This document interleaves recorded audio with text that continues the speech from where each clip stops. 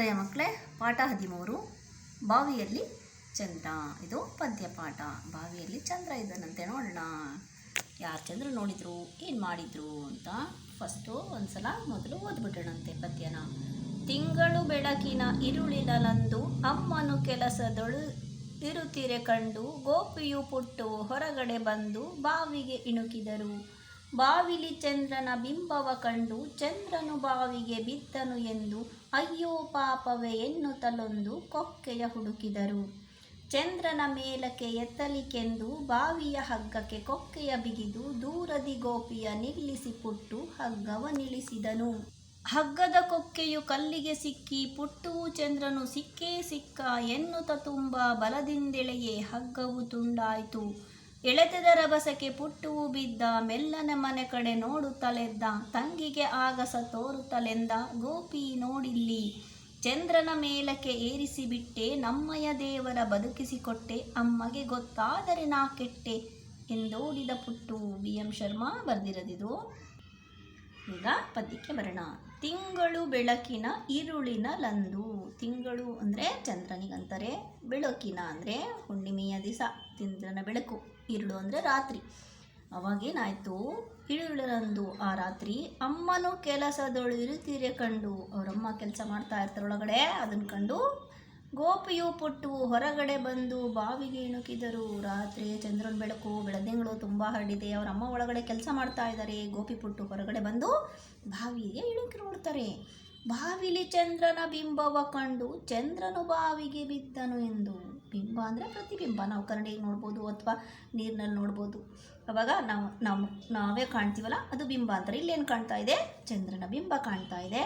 ಅದನ್ನು ಅಂದ್ಕೊಂಡು ಆ ಮಕ್ಕಳೇನು ಅಂದ್ಕೊಂಡ್ಬಿಡ್ತಾರೆ, ಚಂದ್ರ ಬಾವಿಗೆ ಬಿದ್ದೋಗಿದನಲ್ಲ, ಅಯ್ಯೋ ಪಾಪ ಅಂತ ಅಂದ್ಕೊಂಡು ಎನ್ನುತ್ತಲೊಂದು ಕೊಕ್ಕೆಯ ಹುಡುಕಿದರು. ಅಯ್ಯೋ ಬಾವಿಲಿ ಚಂದ್ರ ಬಿದ್ದೋಗ್ಬಿಟ್ಟಿದ್ದಾನೆ, ಹೊರಗಡೆ ಎಳ್ಕೊಂಡು ಬರಬೇಕು ಅಂತ ಒಂದು ಕೊಕ್ಕೆ ಹುಡುಕ್ತಾರೆ.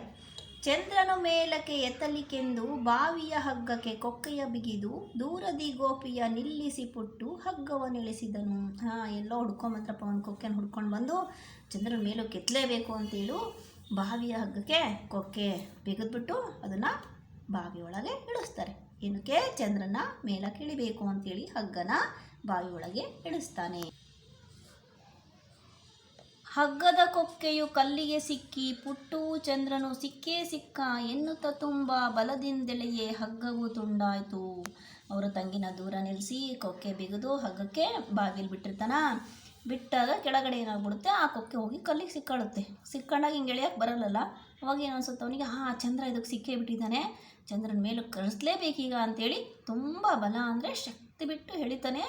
ಅದಕ್ಕೇನಾಗುತ್ತೆ, ಆ ಶಕ್ತಿ ಬಿಟ್ಟಿದ್ದಕ್ಕೆ ಹಗ್ಗನೇ ತುಂಡಾಯಿತು. ಮುಂದೆ ಏನಾಯ್ತು ನೋಡೋಣ. ಎಳೆತದ ರಭಸಕ್ಕೆ ಪುಟ್ಟುವು ಬಿದ್ದ ಮೆಲ್ಲನ ಮನೆ ಕಡೆ ನೋಡುತ್ತಲೆದ್ದ. ಆ ಎಳೆದಿದ್ದ ರಭಸಕ್ಕೆ ಹಗ್ಗ ತುಂಡಾಯಿತು. ಅವನು ಕೆಳಗಡೆ ಬಿದ್ದೇ ಬಿಟ್ಟ. ಬಿದ್ದು ನಿಧಾನಕ್ಕೆ ಗೊತ್ತಾಗ್ಲಾರ್ದಂಗಿದ್ದು ಮನೆಗೆ ಹೋಗೋಕೆ ನೋಡ್ತಾನೆ. ತಂಗಿಗೆ ಆಗಸ ತೋರುತ್ತಲೆಂದ. ಎದ್ದೇಳಬೇಕಾದ್ರೆ ಮೇಲೆ ನೋಡ್ತಾನೆ. ಆಗಸ ಅಂದರೆ ಆಕಾಶದಲ್ಲಿ ಚಂದ್ರ ಇದ್ದೇ ಇರ್ತಾನಲ್ವಾ. ಗೋಪಿ ನೋಡಿಲ್ಲಿ, ತನ್ನ ತಂಗಿಗೆ ತೋರಿಸ್ತಾನೆ, ಗೋಪಿ ನೋಡಿಲ್ಲಿ ಚಂದ್ರ ಇಲ್ಲೇ ಇದ್ದಾನೆ, ಚಂದ್ರನ ಮೇಲಕ್ಕೆ ಏರಿಸಿಬಿಟ್ಟೆ, ನೋಡು ಬಾವಿಲಿ ಬಿದ್ದ ಚಂದ್ರನ ನಾನು ಮೇಲಕ್ಕೆ ಏರಿಸೇ ಬಿಟ್ಟಿದ್ದೀನಿ, ನಮ್ಮಯ ದೇವರ ಬದುಕಿಸಿಕೊಟ್ಟೆ. ನಾವು ಸೂರ್ಯ ಚಂದ್ರ ಎಲ್ಲ ದೇವರಂತ ಪೂಜೆ ಮಾಡ್ತೀವಲ್ಲ, ಆ ದೇವರು ನಮ್ಮ ಚಂದ್ರನ ನಾನೇ ಬದುಕಿಸ್ಬಿಟ್ಟೆ, ಮೇಲಕ್ಕೆ ಏರಿಸ್ಬಿಟ್ಟಿದ್ದೀನಿ ನೋಡಿಲ್ಲಿ ಅಂತ ಹೇಳ್ತಾನೆ. ಅಮ್ಮಗೆ ಗೊತ್ತಾದರೆ ನಾ ಕೆಟ್ಟೆ ಎಂದೋಡಿದ ಪುಟ್ಟು. ಈ ವಿಷಯ ಏನಾದರೂ ಅಮ್ಮನಿಗೆ ಗೊತ್ತಾಗ್ಬಿಟ್ರೆ ನನಗೆ ಕೆಟ್ಟೆ ಅಂದರೆ ನನಗೆ ಬೈತಾಳೆ ಅಂತ ಹೇಳಿ ಅವನು ಮನೆಗೆ ಓಡೋಗ್ಬಿಡ್ತಾನೆ. ಇದು ಬರೆದಿರೋರು BM ಶರ್ಮಾ.